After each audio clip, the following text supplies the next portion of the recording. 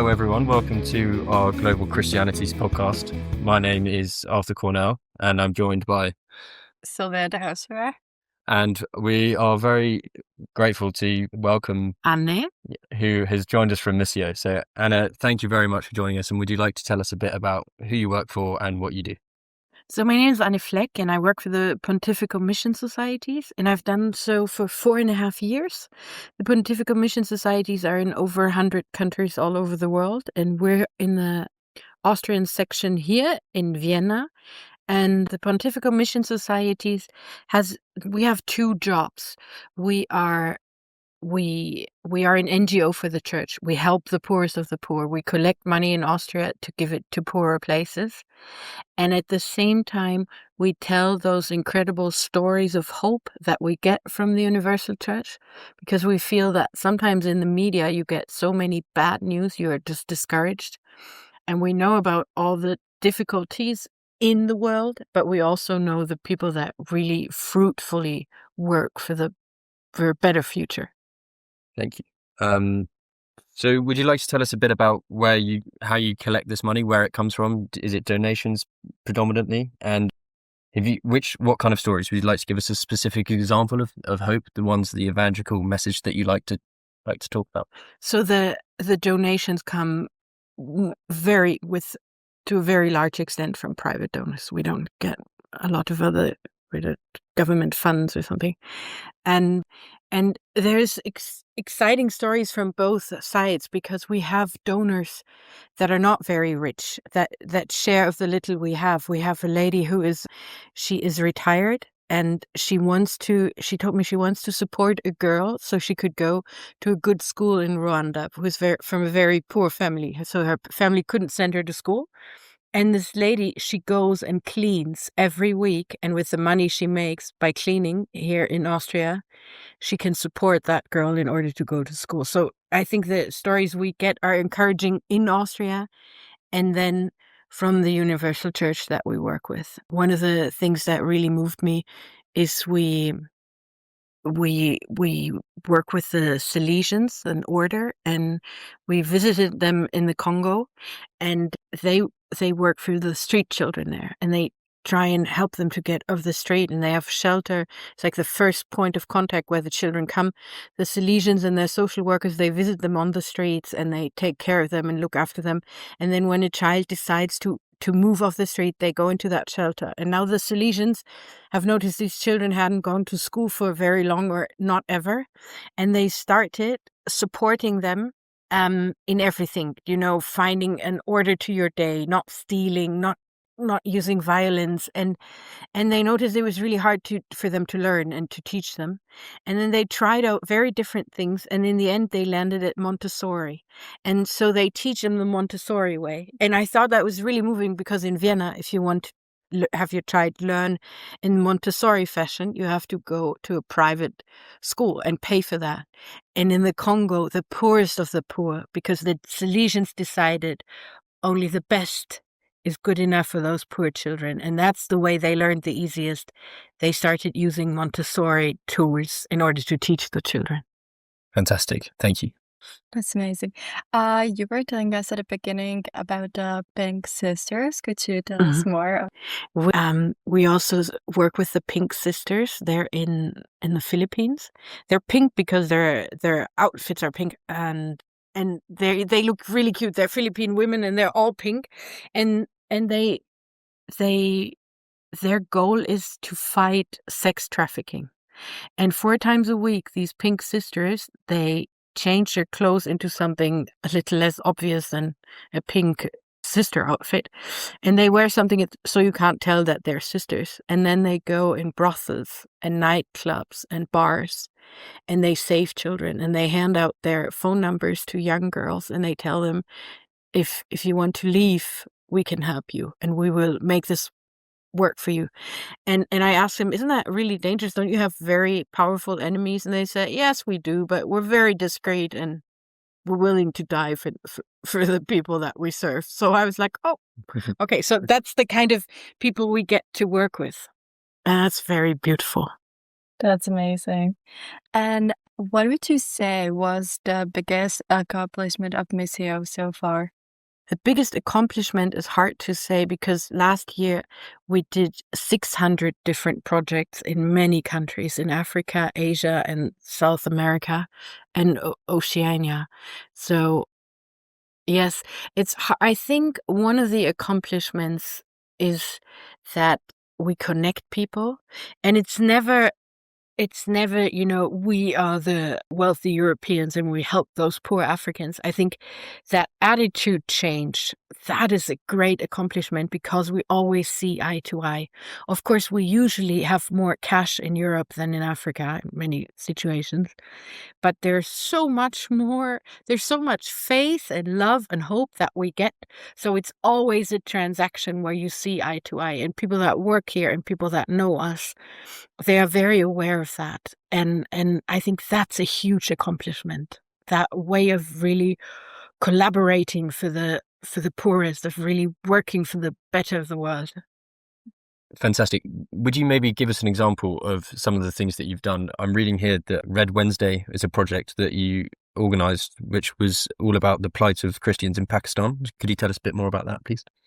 I have to explain that we also have a project where people that come to Austria and immigrants, especially Muslim immigrants who become interested in Christianity, which happens frequently, we work for them and with them, and we know of their difficult situation here, and we also know of the difficult situation of many Christians in Muslim countries, and so that is a cause very dear to our heart. And we have a lady that we support in Pakistan. She started an NGO that does legal work. And whenever Christians are wrongfully accused, for example, of blasphemy, and they might end in prison, we support this lady and she gets them lawyers, Christian and Muslim lawyers, who work for these people, or young women that have been forced to conversion, have been abducted, married in a young age, forced to convert. And then she helps these girls get out and also helps them because even if they're the victims, they might still get in legal trouble. So we support them, and Red Wednesday is a cause that we share with the organization Aid to the Church in Need. They started it there. We partner with them on, and it's the persecuted Christians and everybody who suffers from a lack of religious freedom all over the world. Yeah. Fascinating. So that's a lot about how Christians maybe suffer in Muslim countries, but what sort of challenges do perhaps Muslim immigrants face coming into Austria? What challenges do they face, and how do you help them overcome those challenges? So the work we do is that we don't have general projects supporting immigrants. I think there's organizations that are much better equipped to do that. But what we do is we support Muslim immigrants who become interested in Christianity. And life for them is actually, it's quite hard because there's several issues. There's an issue of loneliness. I have a friend who's an Afghan, lovely man.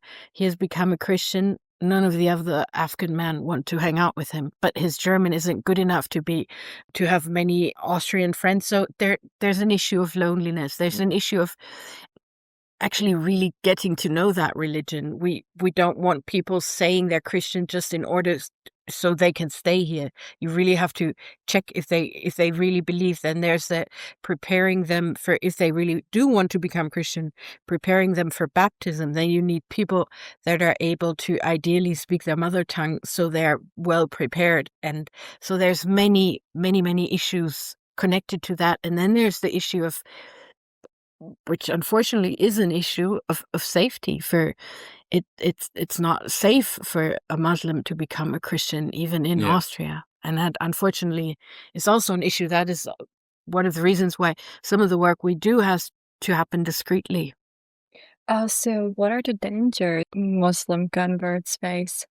Mostly by the people from their own cultures who don't accept a Muslim becoming Christian, where there's people that don't have an understanding of religious freedom and who are very opposed to that happening. But then we have had stories of people coming here and hating European culture, and then having a really hard time settling in, and then the only people they meet that are loving with them are Christians, and they become interested in Christianity. So that even happens sometimes to people that are totally opposed to this culture here and to the Christian faith, and then something changes. No, that's amazing. And so you work with them long term, I assume. Yes, yeah. The idea is also to get them connected, so they have, there's the community comes up where people really learn more about their faith, become able to talk about their faith to people from their culture in their own language, and really are equipped to become missionaries in a way, and to really not just have be a superficial Christian, but really be someone who's willing and able to spread that Christian love, that Jesus talked about. That's amazing. So do you see like tendency of the people you work with going back to their communities here in Vienna and like also bringing other members of their community to know you? Yeah, we have that. We have that where people can, especially we have it for the Dari and Farsi speaking people, so from Afghanistan and Persia, Iran, and if they, yeah, there's a growing community of people who become interested in catechism courses, and if they have become baptized themselves, to be able to learn the words in order to talk about their faith. And yeah, it's happening. It's growing slowly, but it's happening. Mhm. Amazing. I have another question, but of script. Mhm. So would you say the tendency of spreading religion is higher in Austria, like for your work? So that you do more work here and it's more successful, or like more like national, like international? Our work is mostly Yeah. our focus is internationally, but not Muslim countries, but countries where we support an amazing missionary in Syria. And so we are in countries where we work in Pakistan, but we don't have a focus in our international work. Our focus is support the church and support the poorest of the poor. Sometimes that is in Muslim countries, but that's not our main goal. But here it's one of the things that we do is work for Muslims that have become or want to become Christians. I'd just like to take you up on the catechism courses that you mentioned earlier. Are they run by Missio, or if not, who does run them? What do they involve, and are they popular? Are they successful? There's several parts to that. We have a lady here who studied Catholic theology and who's actually she's from Iran, and she Oh, okay. converted to Christianity, and she has a magister in theology, and she does a lot of the courses herself, but she advises on the bishop who is in charge of that. She goes to parishes. Whenever someone is needed who speaks Dari and Farsi and knows Catholic theology, there's not a million people, Yeah, I'm sure. million Iranians having studied Catholic theology, so she's the go-to guy. She does these courses with Missio, on Missio grounds, not our main office, but somewhere else. Yeah. But she also does a lot of consulting work for others who are interested in that. Yeah. In my parish, there's a group of Muslim converts who gather, and she gave a lot of advice. She's translated a lot of books. She's very helpful there. So recently there's been a lot more press about the plight of Christians in Nigeria, and we met a chap upstairs who was on his way who's going to Nigeria in due course. So could you tell us a bit about what he's doing, what he's hoping to achieve, how he's helping the Christians out there? My colleague who's going to Nigeria, he's not going to northern Nigeria. Okay, yeah, understandable. Yeah, we can't send anybody there. But what we do have is we have amazing. I spoke earlier to you about the priest sponsorships, where you can sponsor somebody in the Universal Church to become a priest, and we have seminaries that we work with that are in northern Nigeria. Okay, and we talked to one of the principals of one of these seminaries, and he said, everybody told us to leave. It's too dangerous. All our neighbors are Muslims. Some are very kind. Some really don't want us there. And everybody said, you're crazy to have a seminary, a location of priestly, where priests are formated, is not in northern Nigeria. And they said, we wanted to stay and we wanted to invest into the relationships with our neighbors. And it was really important to us to really to cultivate the kindness, to be friendly, to be around, to stay with them. And they tell us sometimes there are difficult situations, and then sometimes there are situations. He told me a story that they had, in order to survive, all the seminaries that we work with, they all have they either have animals or they have a little agriculture, and they had pigs, and one of their pigs ran away, and they knew if one of our pigs runs into the houses of one of our Muslim neighbors, it's unspeakable. Yeah. It's unspeakable. And then they looked for that stupid pig everywhere, and they couldn't find it. And they prayed that they'd find the pig, and they were really worried. And then one of their Muslim neighbors came, and he carried the pig, and he said, you are the only people that I would ever touch a pig for.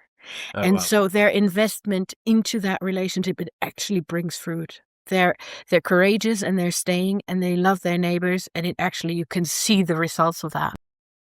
So I'm just looking here and seeing many refugees. So yeah, a lot of, I suppose, refugees who come into Austria, and they might have some identity questions, wanting to convert into the Christian faith. Is that a common issue, and how do you deal with it? How do you help them through, maybe through scripture and things like that?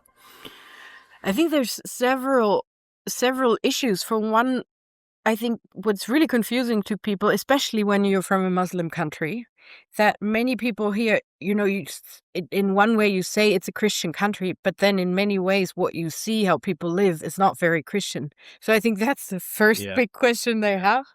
And then as they meet people who actually show them what the church is like, what kind of community, then real learning happens. And I find it really interesting. I have that friend from Afghanistan that I mentioned before, and he has a very clear idea what it is like to be a Christian man. And he tells me often, I don't do that. I don't see women like that because I'm a Christian man. Mm-hmm. And I find it really moving, because I think in a way he has a good teacher. It's an amazing priest that he regularly meets, but he also, as a Christian, I would say it's the Holy Spirit working in him, because he has ideas of what it's like to be a Christian man, that it doesn't seem like somebody said to him, you have to do it's that. Innate, you think? It comes out. It comes from within. It comes from within. Mm. He tells me, and I think it's one of the things probably that I've always appalled him in his home of Afghanistan, how women are treated. Yeah. It drives him. It makes him really sad and angry. And he's here, and when something goes wrong, he tells me that's not. And I think sometimes he's confused, because he's like, it wasn't right how they did in Afghanistan, but it's not always right how you do that here. Mm-hmm. Yeah. How did you meet this man from Afghanistan? In our parish. Okay. So he became interested in Christianity, and he landed and then there's not every parish is equipped to take care of that. So he landed in our parish because we have a priest that's really dedicated to that issue, and we have a small community, and so he landed in our parish, and I met him, and fantastic. He's a lovely man. We also have but we have real, there's something that you don't see here, but you see it in the Universal Church. We are, through Missio, we're in touch with actual martyrs. We have a family in our, that we know, that has fled from Iran because their oldest son had converted to Christianity, and they had almost killed him.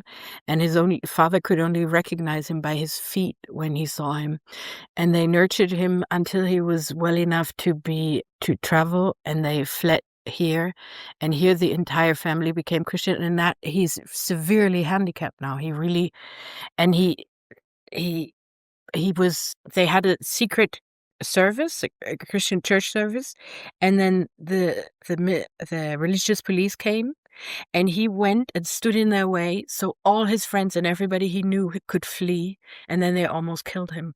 So that's through It's our work, we're in touch with actual martyrs. It's really incredible. it's amazing that, because you think, I mean, maybe consciously, that stuff has been resigned to the past and it doesn't happen anymore, but to hear that it still happens in the present day and you still have people sacrificing their lives in the name of Christianity is well, it's very, very interesting. Thank you so much. Another question that more controversial. There is a rising trend of like immigrants converting to Christianity to avoid deportation. So as you said, like how do you deal with it? You said that you have to like kind of find out if people are really interested in Christianity and not just like joining for any other like external reasons. Yeah. The two people that I can think of that actually work on that issue is the lady that is with Missio who studied Catholic theology. And sometimes I had on our social media channels, we had people writing to us, I want to become a Christian. And then I sent these messages to her and she said, ask this and that and that. And then if he responds that, and if they respond, and she also to keep herself safe, she doesn't just meet every guy who writes her, I want to meet the lady who makes me a Christian. So what kind of questions was she telling you to ask them? She told me to be in touch, to ask them why they want to become Christians, and then just get in touch a little bit more. And then there's one guy she actually met, and there's one guy where she said, I'm not going to meet him. That's not that's not real. I'm not going to do that. And then the priest friend of mine that I mentioned, he said that you become better at it preparing, because he's always his whole life he's prepared Austrian more or less Christians for baptism or confirmation, and now he said he's learning how to prepare Muslims at different questions, different issues, and by the time he finds out if it's real to them or if it's just comfortable to say I'm a Christian now, I need to stay here. To answer what you say, it's like they become interested in Christianity because it's like of the asylum seeking aspect, or just like to be part of a broader community and not be really like connected to the religion. I think all of it exists. There's people that want asylum, and I think that would make sense. There's people who are looking for a community and a home, and I think that's not a bad start, because then things can really happen. And then there's people, I've heard of many Muslims, I've talked to some that have had dreams. They dreamed of Jesus and they were like, I want to follow this guy. And I find that really fascinating also in Muslim countries where it's hard for missionaries to reach. And I read of a guy who dreamt of Jesus in Saudi Arabia, and he's like, okay, I want to become a Christian, but I better be discreet about it. So it's like where Jesus can't send missionaries, he just goes himself. How it appears to me.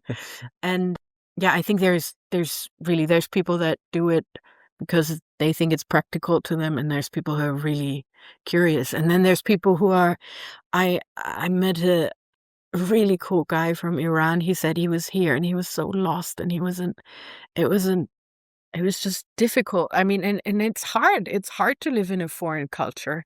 And he was here and he landed in a church and he said, why don't I go in? But he wanted to just take a break and sit and think for a while. And he said he went in there and he knew something happened. He felt he was in a different place, and he started praying because he actually accidentally landed in a church.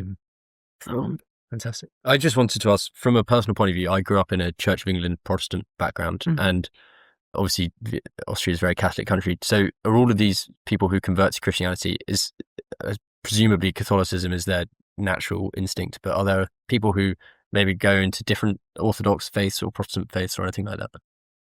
I know that. So my parents are in an evangelical church, and there's Muslim converts there. I think in Austria, Catholicism is very it's ubiquitous. It's very so it's easy. But I also met a lady from Iran, and she became a Christian, and she didn't know about being evangelical or Orthodox or Church of England or Catholic.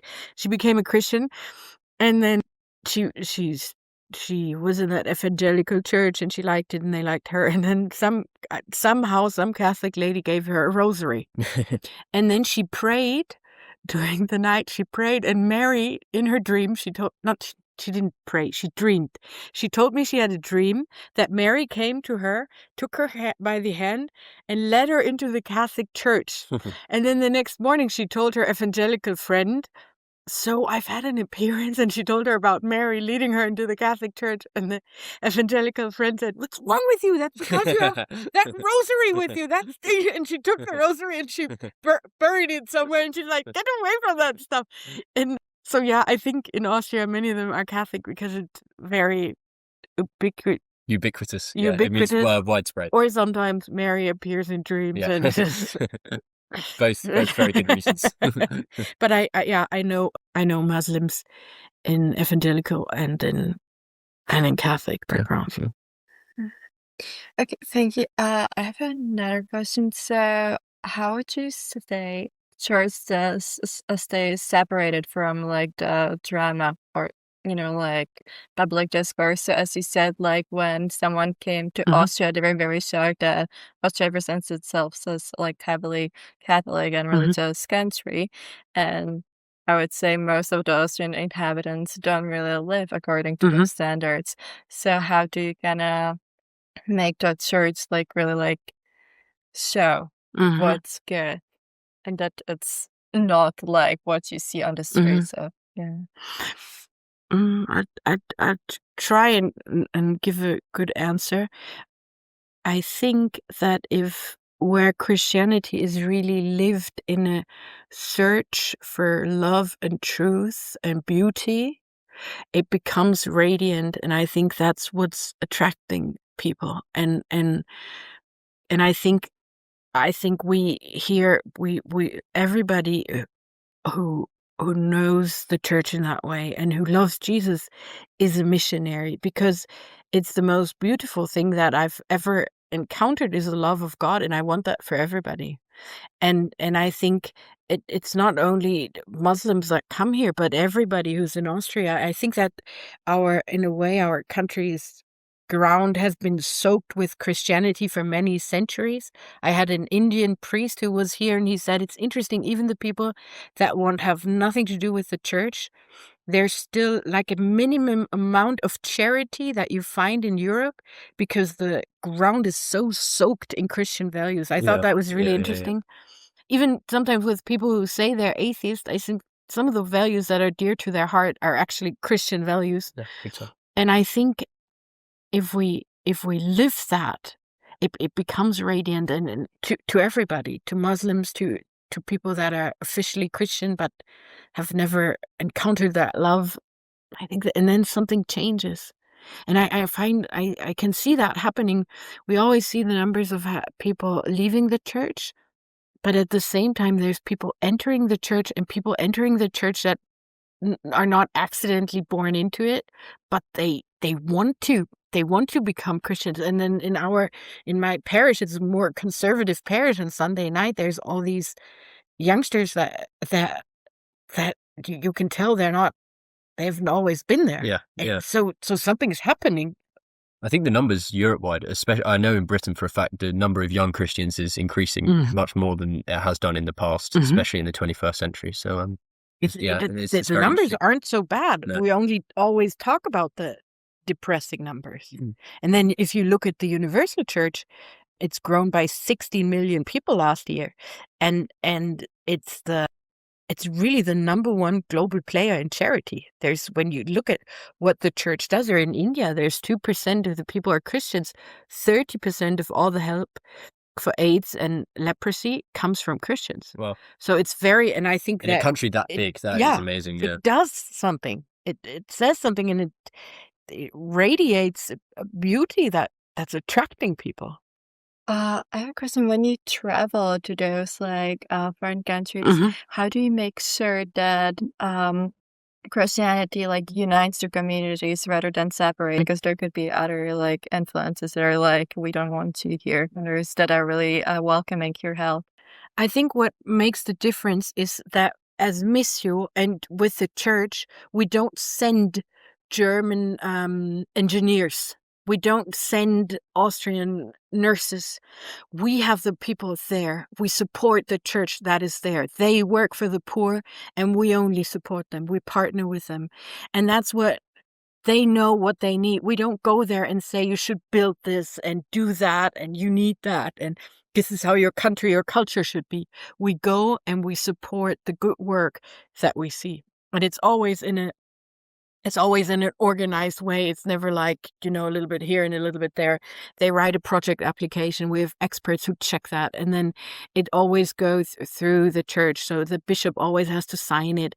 And so these projects just make a lot of sense. And they're connected to the church. And in that way, it's, not just here and there. And it's not foreigners going to Africa telling Africa what they need, but it's us supporting them who are experts on their own ground. And then I think the other thing is that the church, the projects we do, they're never, like Catholic elite projects. If there's a school built for the poorest of the poor, all the poorest go there, not just the Catholic children. So and I find it fascinating. It's when the trips I've taken to Africa with Missio, I've learned, I didn't know that before, that parishes are real centers for social work. A lot of stuff happens from there, and a lot of good goes out. And it's not just, the daily communicants who go there, but everybody who needs help will turn to them. And I think that ensures that we actually help and not just, do a little bit of this and that, there and there. That's amazing. I would like to ask, do you see any trend in like Christianity not being like strictly Catholic Christianity in those countries, and if there are like indigenous practices being blended, like that's kind of accommodative to the people? I have seen that in Latin America. And I know that when we talk to the bishops in some places, it's important to them to educate people in their own faith. And sometimes I think you have to differentiate, because sometimes these people don't need to have European culture. Their Christianity is their Christianity. They know Jesus in the way they know him. So, and at the same time, there's things that are just esoterical, or they're not right. That if you have to burn this and that in order to save somebody's soul.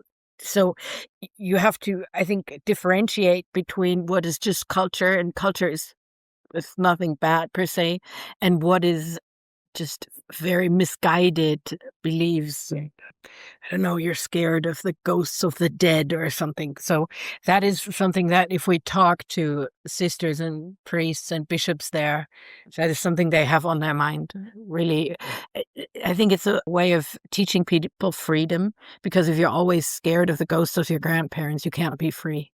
So I think there's an issue there, yes. Brilliant. Have you got any more questions you'd like to ask? No, maybe just what would you say it's like the key takeaway that everyone should take from Missio's work?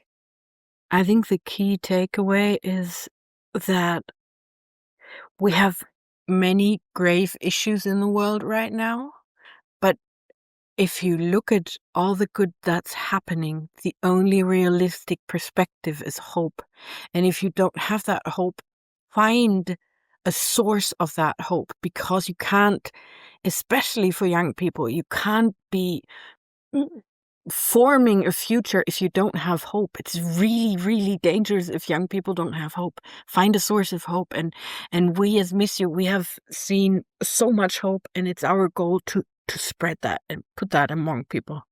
Find the hope. That's amazing. Thank you very much. Well, brilliant. Well, what a way to end. Have a lovely weekend. Thank you very much for joining us, and all the best Thank you, for Missio absolutely. and for the future. Thank you. Thank you so much.